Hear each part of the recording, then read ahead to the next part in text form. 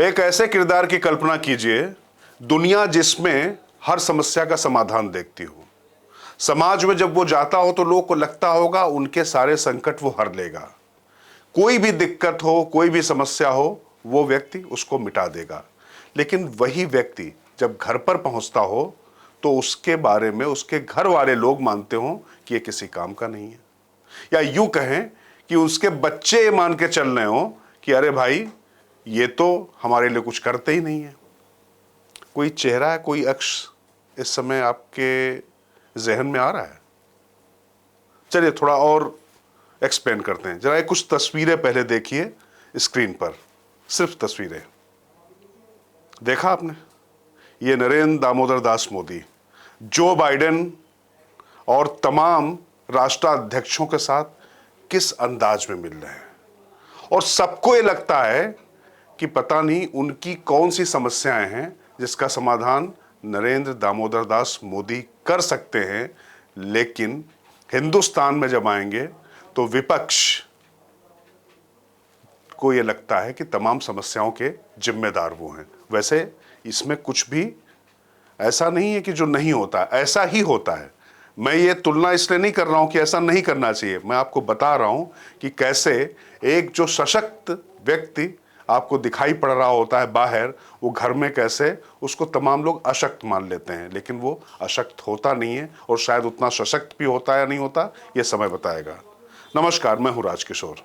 दरअसल आपने दुनिया के जिन तमाम नेताओं के साथ पीएम मोदी की जो तस्वीरें देखी, उसमें जरा उनकी बॉडी लैंग्वेज और नेताओं के साथ उनकी बॉन्डिंग देखिए। यह बताता है कि मोदी है तो मुमकिन है वो उस पर भरोसा कर रहे हैं। दुनिया अगर आज मोदी की मुरीद है तो उसके पीछे उनका जबरदस्त कूटनीतिक कौशल और फ्रंट फुट पर भी अंतर्राष्ट्रीय मसलों पर खेलने की उनकी हिमाकत या लियाकत है। उन्होंने दुनिया में अपने आप को ब्रांड ऐसे नहीं बना लिया। कंसिस्टेंसी, निरंतरता, कड़ी मेहनत और मिशन की तरह काम करने का ये जो जज्बा है, ये बनाता है नरेंद्र दामोदर दास मोदी। अब माने या ना माने कोई, लेकिन इस सच से कोई इंकार नहीं कर सकता, मोदी की राजनीति का कायल पहले देश हुआ और अब कूटनीति के मोर्चे पर दुनिया मोदी की दीवानी हुई पड़ी है। समस्या चाहे बड़ी हो या छोटी, विकट हो या निकट, सबका समाधान दुनिया मोदी में देख रही है। जी हां, पीएम मोदी का अमेरिकी दौरा हो या उससे पहले हुए उनके कुछ अहम दौरे, मोदी ने अपने दमखम से दुनिया को बता दिया कि अब समय बदल चुका है और कोई भी एक देश दुनिया का दरोगा नहीं बन सकता। आज मोदी दुनिया में जहां भी जा रहे हैं, हर वो देश जहां युद्ध या संघर्ष जैसी दिक्कत है, तो वहां का नेता उसका समाधान मोदी के जरिए ढूंढने की कोशिश कर रहा है। अब जरा इस खास तस्वीर को ही ले लीजिए। अमेरिकी दौरे पर फिलिस्तीन के राष्ट्रपति महमूद अब्बास और पीएम मोदी की मुलाकात हुई। इस दौरान मोदी ने इजरायल और फिलिस्तीन के बीच जारी जंग को शांतिपूर्ण तरीके से सुलझाने के लिए संघर्ष विराम, बंधकों की रिहाई, संवाद और कूटनीति के जरिए समाधान निकालने का आह्वान किया। उन्होंने जोर देकर कहा कि सिर्फ टू स्टेट सॉल्यूशन ही क्षेत्र में स्थायी शांति और स्थिरता प्रदान कर सकता है। आपको बता दें कि इजरायल भारत का पक्का दोस्त है और संकट के समय में दोनों एक दूसरे के काम आते हैं। दूसरी तरफ यासर अराफात के समय से भारत फिलिस्तीन को भी समर्थन देता आया है। ऐसे में समझा जा सकता है कि फिलिस्तीनी राष्ट्रपति महमूद अब्बास के मन मस्तिष्क में कहीं ना कहीं ये बात जरूर चल रही होगी कि प्रधानमंत्री मोदी गाजा और इजरायल के बीच जारी जंग को रुकवाने के लिए उसी तरह की पहल कर सकते हैं, जैसा हाल में ही अभी रूस और यूक्रेन के बीच जारी जंग को रुकवाने की कोशिश में मोदी लगे हैं। और इसके तहत पहले वो रूस में पुतिन के साथ मिले थे और फिर जंग के बीच यूक्रेन जाकर राष्ट्रपति जेलेंस्की से मिले और उन्हें न सिर्फ ढांढस बधाया, बल्कि फिर अजीत डोभाल के जरिए रूसी राष्ट्रपति पुतिन तक इस मुलाकात में हुई बातचीत का संदेश भी भिजवाया, जिसके बाद दुनिया को ये उम्मीद बंधी है कि अब यह युद्ध रुक सकता है।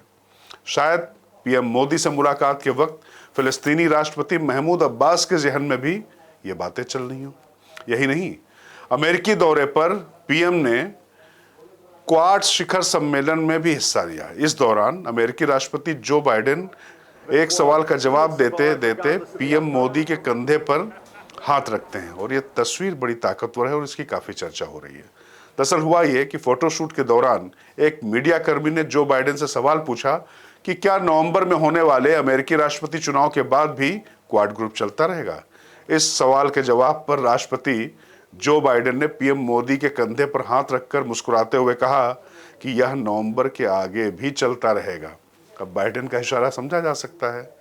आपको बता दें कि 2025 में क्वाड सम्मेलन का आयोजन भारत में होगा। वैसे ये अभी होने वाला था, लेकिन अमेरिका की गुजारिश पे भारत ने इसको अभी अमेरिका को दिया, अब वो 2025 में करेगा।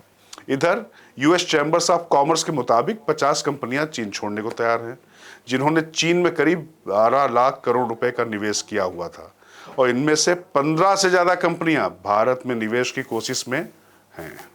यही नहीं, दुनिया भर के निवेशकों की पसंद मेक्सिको, अमेरिका और यूरोप नहीं बल्कि भारत बनता जा रहा है, और इस मामले में अब भारत 5वें से दूसरे नंबर पर आ गया। उधर चीन का भी कहना है कि वो भारतीय कंपनियों को चीन के बाजार से ज्यादा निवेश का स्वागत करने के लिए तैयार है।